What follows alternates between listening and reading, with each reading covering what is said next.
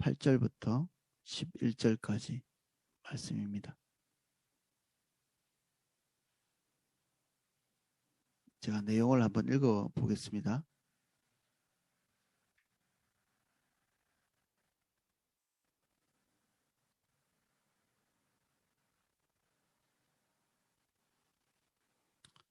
서머나 교회 사자에게 편지하라.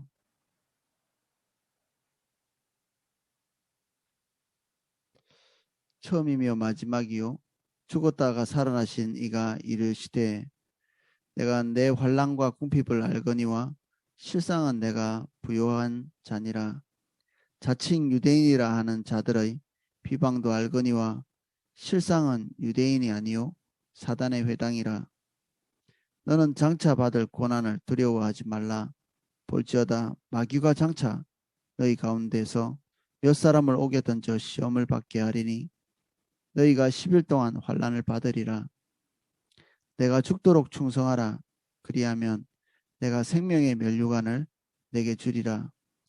귀 있는 자는 성령이 교회들에게 하시는 말씀을 들을지어다. 이기는 자는 둘째 사망의 해를 받지 아니하리라. 아멘. 이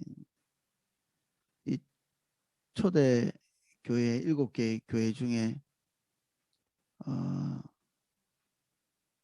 다른 지역보다 가난한 교회가 별로 없었던 것 같습니다. 가난한 지역이 없었던 것 같습니다. 왜냐하면 사람들이 모여 살고 있다는 것 자체가 거기에는 뭔가 사람들을 윤택하게 할 수 있는 뭔가가 있는 것이죠. 사막 한가운데도 아마 금광이 있다 이러면 아마 거기에 사람들이 몰려가서 어떻게든지 살아갈 방법을 강구하고 도시를 세우고 이렇게 할 겁니다. 서머나 교회가 있었던 서머나 지역도 정치적으로 군사적으로 경제적으로 낙후된 곳은 아니었습니다. 20-30만 명의 인구가 있었다고 하니까 지역 자체로 볼 때 뭐 사는 것이 뭐 저기 광야같이 그리고 수도사처럼 이렇게 살아갈 수 있는 그런 곳은 아니었겠죠. 사람들이 살기에 그럭저럭 괜찮은 지역이었던 것 같습니다. 그런데 이 지역에 살고 있던 그리스도인들은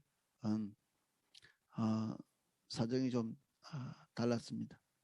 여기에 주로 상권을 장악하고 그리고 공직에서 높은 지위에 있었던 사람들이 유대인들인데 이 유대인들이 초대교회 때 우리가 이 사도행전 같은 데를 보면 사사건건 바울의 그 어떤 교회와 바울이 개척한 교회와 충돌을 일으키는 이런 모습들을 볼 수 있습니다.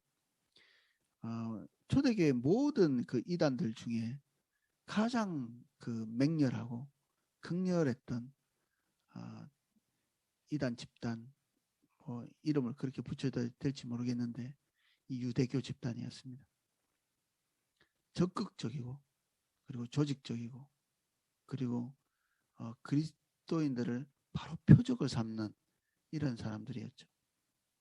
이 유대인들이 이 서머나 지역의 중요한 위치에 올라 있었기 때문에 당연히 기독교인들은 유대인들의 표적이 됐을 거고 유대인들은 그들이 가지고 있는 지위, 힘, 파워를 가지고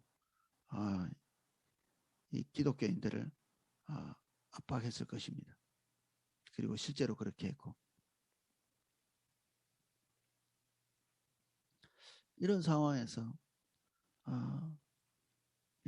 유대인에게 압박받는 이 사람들, 이 그리스도인들이 기대한 것은 무엇이었을까요? 당연히 뭐 우리가 입장 바꿔놓고 생각하면 언제 이 고통이 끝나나? 저 유대인들은 언제 제거될 것인가? 하나님께서 우리를 언제 도와주실 것인가? 이제나 저제나 이 환란이 끝날 때가 다가오는가. 거기다가 황제 숭배에 관한 이 시련 이것까지. 그리고 황제 숭배를 하지 않으면 당연히 찾아오는 경제적인 궁핍 이런 것까지 가중되고 있는데 언제나 좀 이렇게 평온 가운데서 살만할까? 뭐 평온은 둘째치고 이 그 혹독한 이 박해 이거라도 좀 없어졌으면 좋겠어. 이렇게 생각할 수 있겠죠. 또 우리가 늘 잘하는 거 있죠. 하나님 이 어려움을 극복할 수 있게 지나갈 수 있게 해달라고. 우리는 눈앞에 문제가 있을 때 우리 기도 제목은 자연스럽게 눈앞에 있는 문제를 타개하는데 집중되죠. 우리가 가지고 있는 에너지가 100이라면 어떤 문제가 발생했을 때 거의 거기에다가 한 90쯤 영적인 에너지를 투자하죠. 몰입하는 것입니다. 그 문제에 남편 문제, 아내 문제, 자녀 문제, 그리고 경제적인 문제, 그리고 내 육신의 질병의 문제, 그리고 이별의 문제, 그리고 명예에 대한 문제.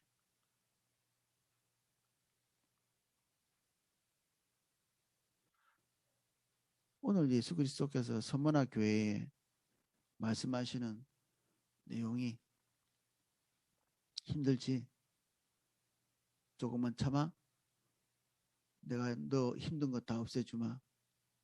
내가 유대인들에게 다 보복해주마. 황제, 내가 처리해주마. 평안하게 신앙생활 할 수 있도록 해주마. 이렇게 말씀하시지 않습니다. 8절 서머나 교회 사자에게 편지하라.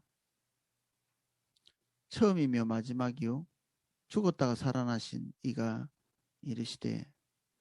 우리 앞에 7 교회의 사자에게 7 교회의 사자 그 7별이 7 사자 교회의 사자다 이렇게 했는데 여러 가지 해석에 대해서 말했죠. 때로는 천사로 이해하기도 하고 때로는 목회자로 때로는 사도로 이해하기도 하는데 여기에서 교회 사자라고 할 때 목회자로 이해하기가 쉽겠죠. 이런 것들을 반추해서 볼 때 뭐 그런 얘기를 할 수 있는 것입니다. 편지하라. 처음이며 마지막이요 죽었다가 살아나신 이가 이르시되. 예수 그리스도께서는 죽기 직전에 하나님께서 구출하시지 않았습니다. 부활은 거의 죽게 됐을 때 살아나는 것을 말하지 않습니다. 완벽히 생명이 끊어졌다가 살아나는 것. 이것이 부활이고 예수님은 부활하셨습니다. 죽기 전에 가장 위기의 순간에 하나님께서 기다렸다는 듯이 나타나서 예수 그리스도를 구해주신 게 아니라 가장 큰 환난 자체를 온전히 완벽하게 다 그 쓴 잔을 완벽하게 마시고 십자가에서 죽으시고 모든 것이 끝났을 때 하나님 아버지께서 다시 살리셨다. 아버지 되신 하나님이 그를 다시 살리셨다. 그렇게 말하고 있습니다.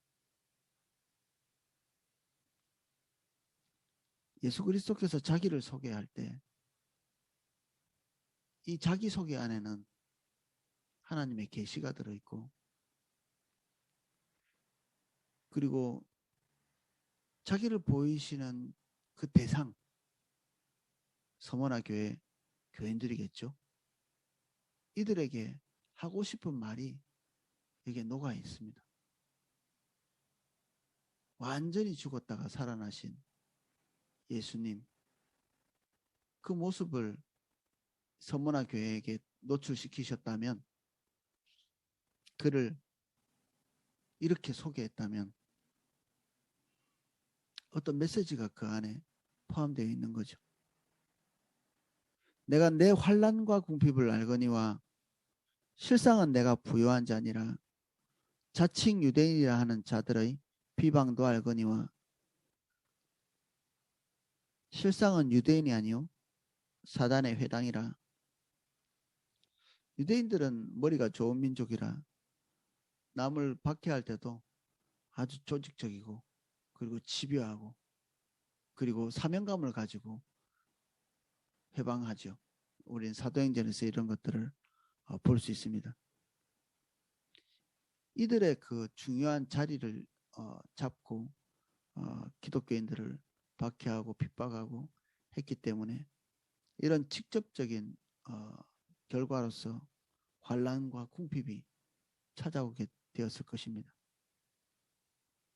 환난과 궁핍이 그들에게 찾아왔는데 그들이 하루 이틀, 3일, 4일, 1년, 2년 힘겹게 잘 견디고 있었던 것 같습니다.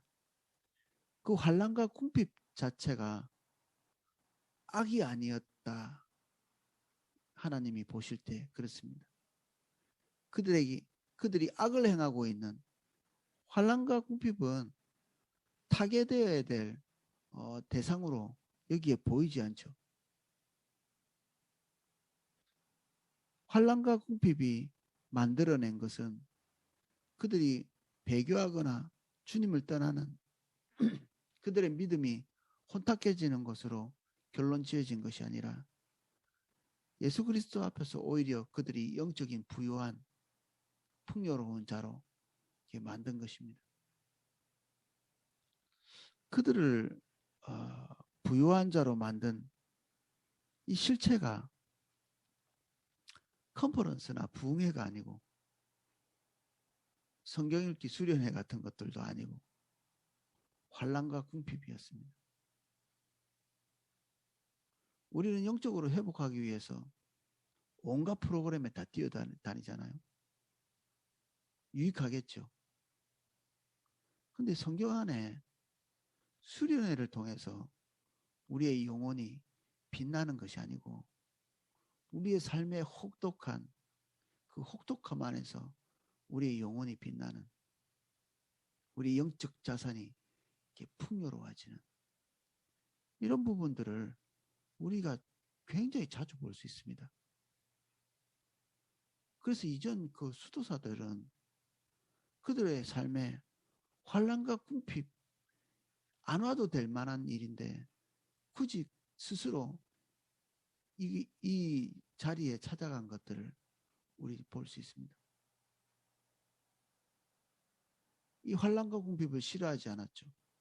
왜냐하면 이 환난과 궁핍이 잉태하고 있는 또 다른 영적 자산이 있기 때문에 그렇습니다.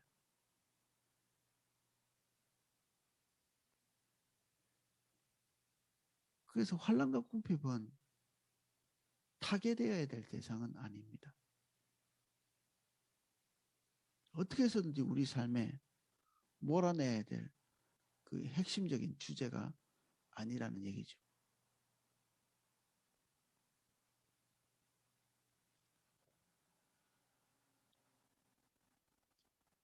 영적인 우월감에 도취되어 있던 유대인들, 그리고 종교적인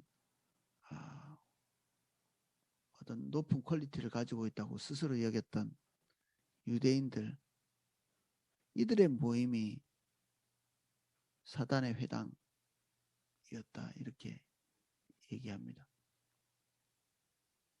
강력한 종교성, 그게 사단이 주도하고 있는 내용이죠. 우리는 종교적인 열심을 가지고 살아가는 자들은 아닙니다. 예수 그리스도와 개인적인 관계가 오늘 하루를 지탱하게 해주고 또 내일도 지탱하게 해주고 그 다음 날도 지탱하게 해주고 예수 그리스도와의 관계가 단절되면 오늘 살아갈 힘이 없는 게 정상이죠. 우리가 굳센 의지를 가지고 살아가도록 요청받은 것이 아니라 항상 처음 사랑, 처음 관계, 그 첫 은혜 오늘도 똑같이 그렇게 누리기를 기대하시면서 우리에게 하나님과의 그 다바크된 삶 찰싹 달라붙어 있는 결국 이 환난과 궁핍이라는 것이 우리를 하나님과의 다바크된 관계로 인도하는 것이죠. 좋은 설교나 그리고 종교적 프로그램 우리의 감성을 충족시켜주는 어떤 것들이 우리를 하나님께 다바크되게 만들지 않고요. 환난과 궁핍 우리가 찬송가에 그런 내용도 있죠. 환난과 궁핍이 결국 우리에게 세상 줄을 끊게 해준다 이런 내용의 찬송가가 있는 것 같이 세상에 깊이 연관되어 있는 그것에 대한 소망이 끊어지게 되는 것, 소망이 없게 되는 것 세상에 그때쯤에 우리는 주님을 온전하게 볼 수 있는 여지가 생기죠. 두 마음이 사라지는 하나의 포커스만 있는 그런 지점까지 주님이 우리를 거기에 데려가는 것을 즐겨 하십니다. 우리는 궁지에 몰려 있다고 생각할지 모르겠는데 그곳은 궁지가 아니라 하늘의 축복과 가장 맞닿아 있는 것이죠.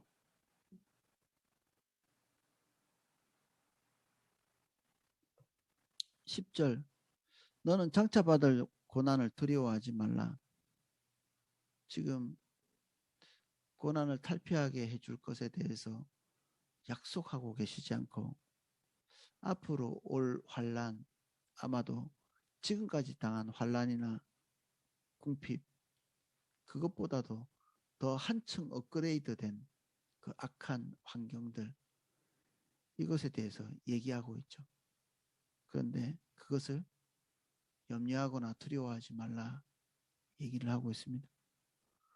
볼지어다 마귀가 장차 너희 가운데 몇 사람을 옥에 던져 시험을 받게 하리니 지금까지는 경제적으로 좀 어렵고 환란이 있고 생활고에 시달리고 불이익을 당하고 뭐 이 정도였는데 이제는 형사처벌까지 이제 하게 되는 지점까지 가는 겁니다. 감옥에 집어넣죠. 실제로 이 서머나 교회 감독이었던 폴리갑은 순교를 당했죠. 물론 이 요한계시록 훨씬 이후의 사람입니다. 사도시대 이후에 속사도시대라고 부르는 그 시대에 있었던 사람입니다.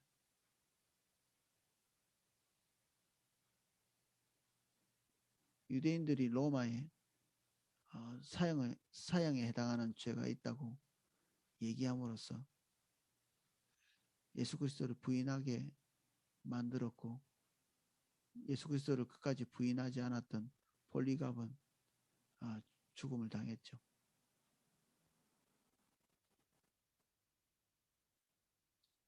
장차 너희 가운데에서 몇 사람을 옥에 던져 시험을 받게 하리니 너희가 10일 동안 환난을 받으리라. 이 10일 동안은 딱 10일이라기보다는 이 요한계시록에 많이 언급되어 있는 이 게마트리아 그러니까 이 요한계시록을 읽을 때는 머릿속에 게마트리아에 대한 생각을 항상 하고 계셔야 됩니다.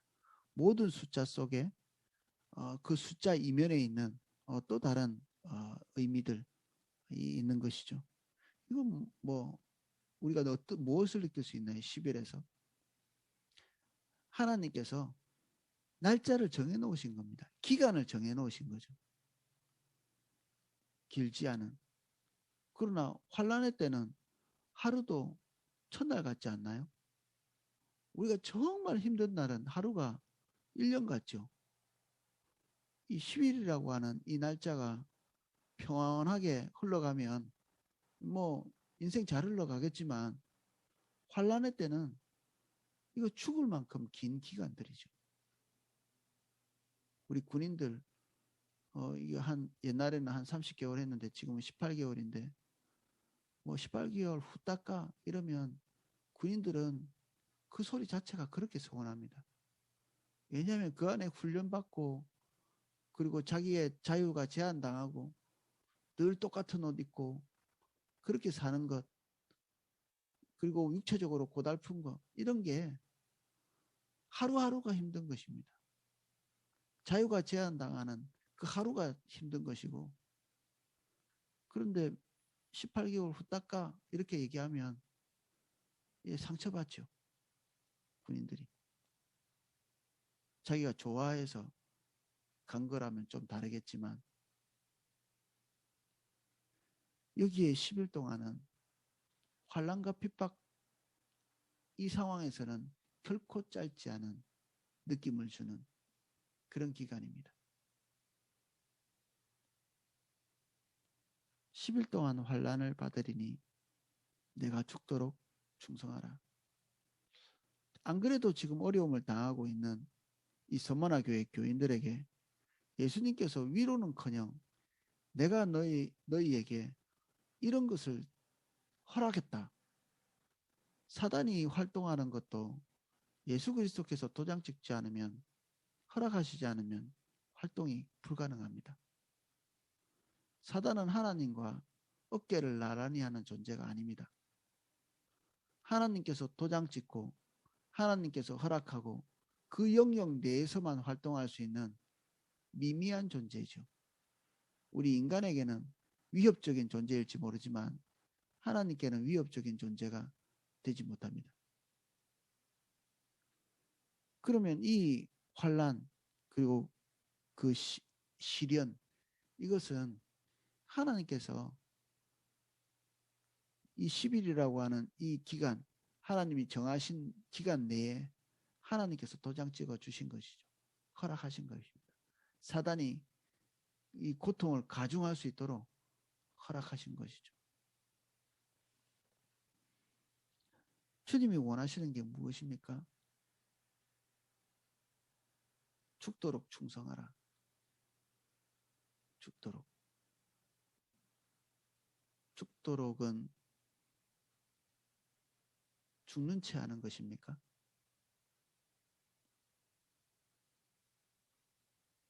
아브라함이 그 모리아산에서 이삭을 바칠 때 죽이는 척 했습니까? 모리아산에서 이삭은 이미 죽었습니다.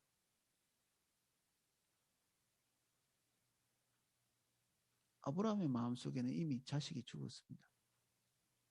칼을 들 때 죽이기 위해서 칼을 든 것이지 하나님을 속이기 위해서 칼을 든 것이 아니었습니다.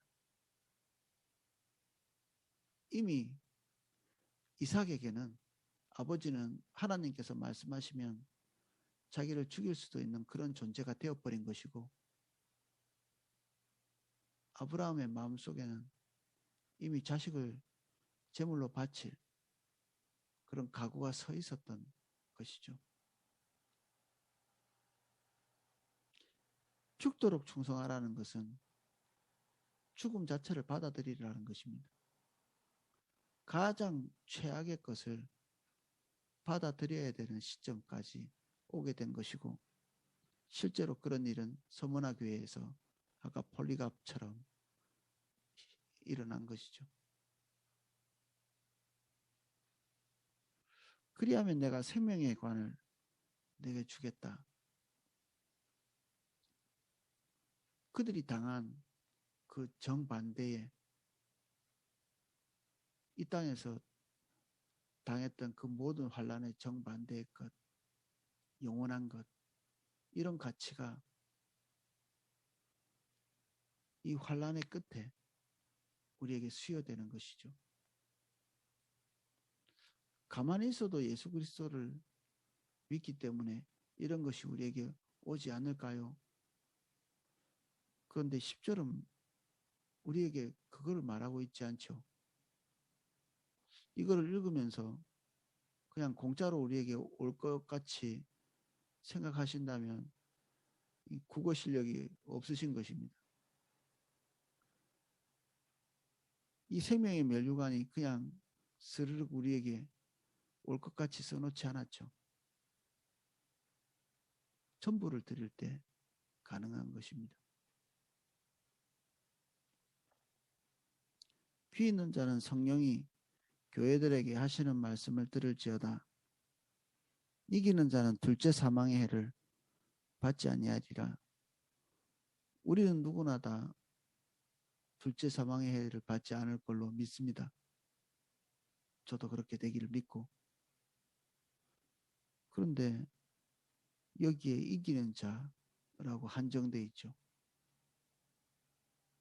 우리는 이기는 자입니까? 그렇다면 우리는 죽음을 불사하는 사랑을 주님께 보이는 자입니다.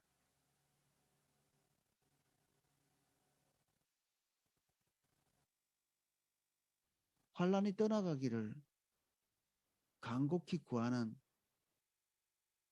그런 기도를 하는 사람이 아니라 그 모든 것을 받아들이고 수용하고 예수 그리스도만 붙잡는 그런 사람이 될 것입니다.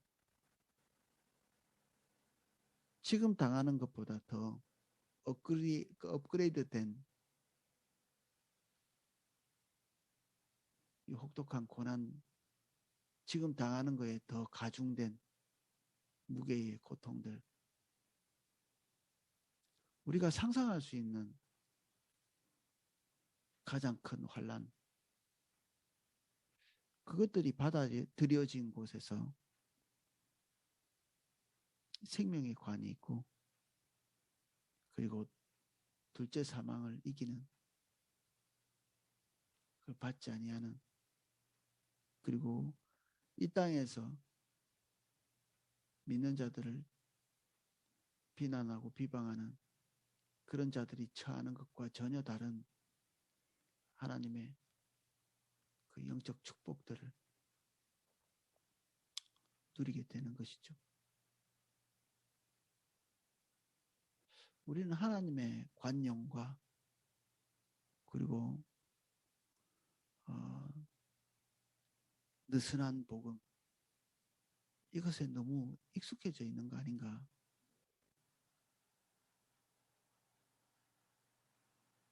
성경은 그렇게 얘기하고 있지 않고 하나님께서 그렇게 인심 좋은 할아버지처럼 그렇지 않은데 우리의 환난을 조금만 있으면 벗겨줄 분인 것처럼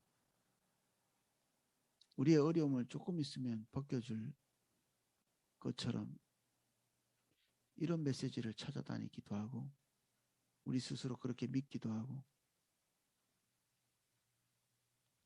또 그런 것을 벗겨줄 수 있는 방법을 기도사에게나 어떤 그 영적인 지혜를 통해서 타개하려고 시도하는, 이것은 하나님과 우리를 속이는 것입니다. 결국엔.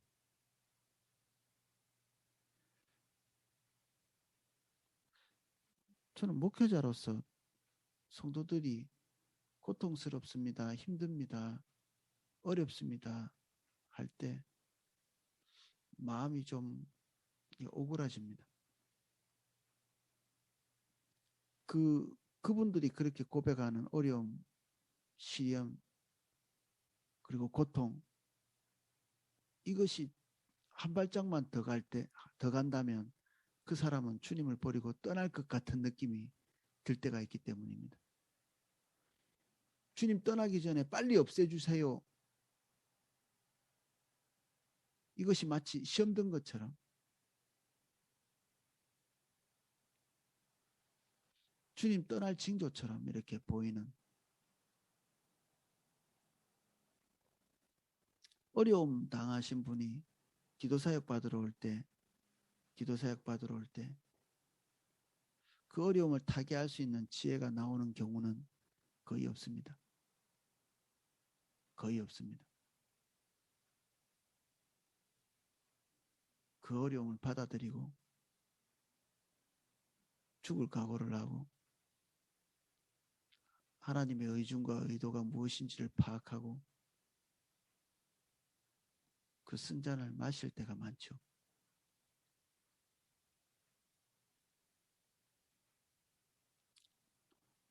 이것을 벗어나려고 하면 진짜 시험에 드십니다. 그리고 하나님께 서운한 마음이 들고 그리고 두 마음이 생기며 결국 승리하지 못합니다.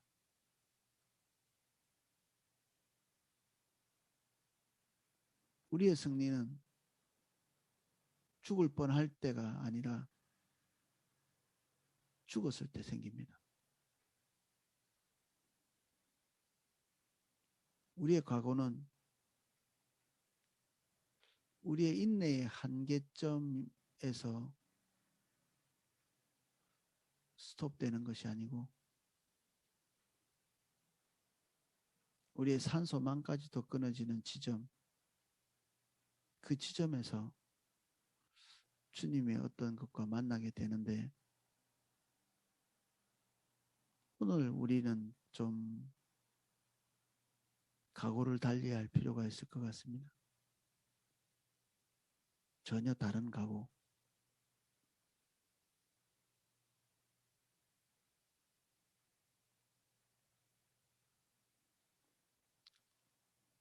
전혀 다른 종류의 헌신.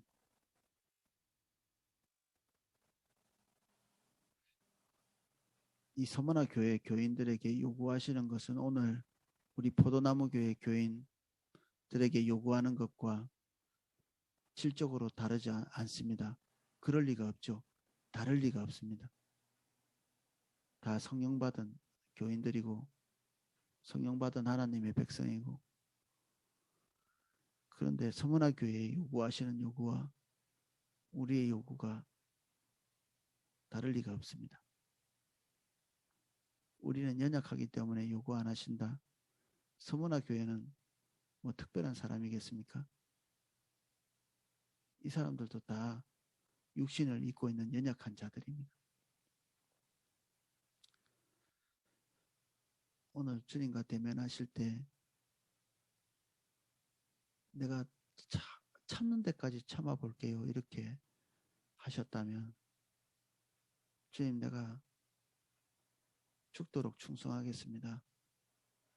완전히 결단하시고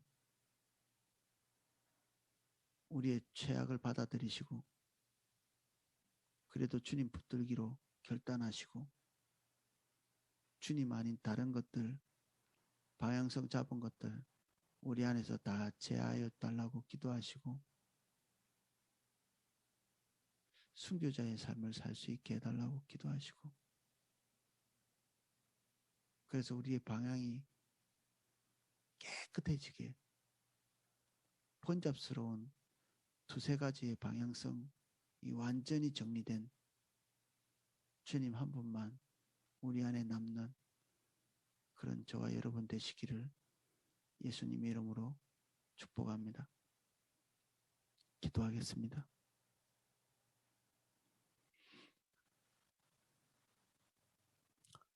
우리는 하나님 외에도 너무 많은 것을 원합니다.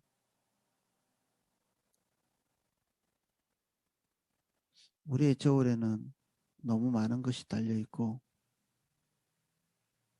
우리의 기대는 그 방향이 너무 많습니다. 하나가 꺾일 때마다 뼈가 아픈 것을 경험합니다.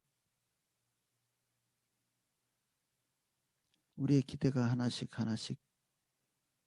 꺾여질 때마다 이미 사라지고 없는 것들에 대한 미련이 더욱 커질 때도 있습니다. 우리가 완전히 단념할 수 있도록 도와주십시오. 주님이 우리의 유일한 포커스, 목표, 목적, 우리의 사랑이 찌꺼기 없게 되길 원합니다.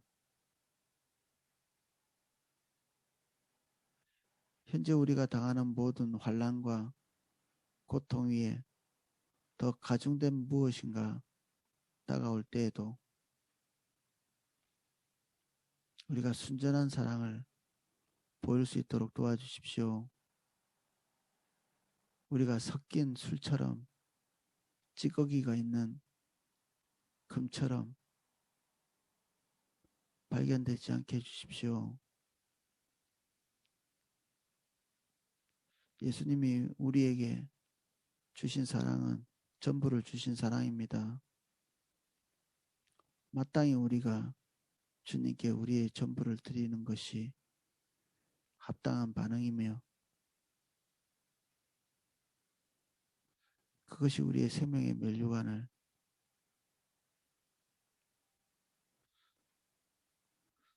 소유하게 합니다.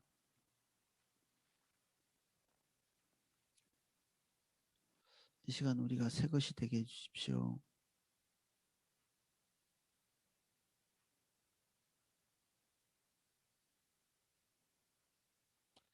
이 환란에 오래된 것을 통해서 분통을 터뜨리는 자들이 있다면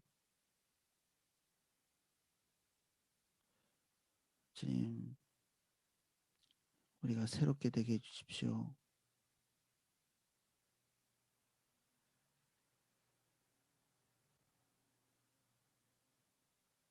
우리가 가짜처럼 발견되지 않게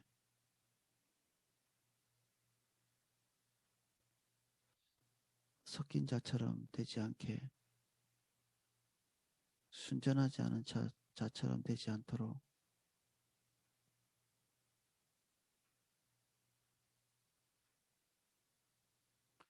이 시간 주님께서 각 처소에 찾아가 주십시오.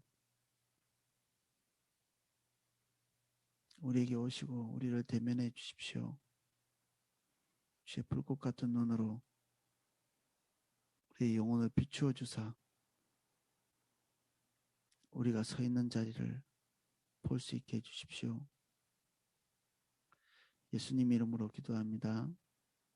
아멘. 예, 기도하실 수 있도록 제가 음악을 방송해 드리겠습니다.